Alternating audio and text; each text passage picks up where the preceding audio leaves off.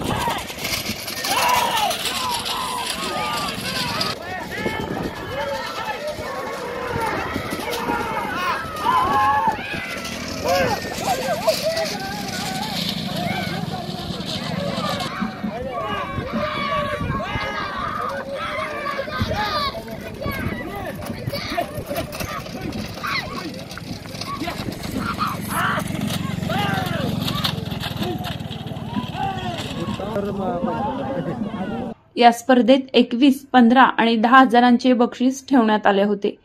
या बैलगाडा शर्यतीतील प्रथम बक्षीस हे हराळवाडीचे केशव शेळके, द्वितीय बक्षीस हे जतचे नितीन महाराज आणि तृतीय क्रमांकाचे बक्षीस अनिल अस्वले यांनी पटकावले।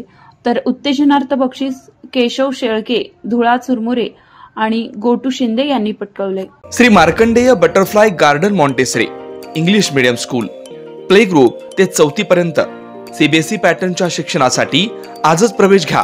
मोबाईल क्रमांक 8668 34 49 79।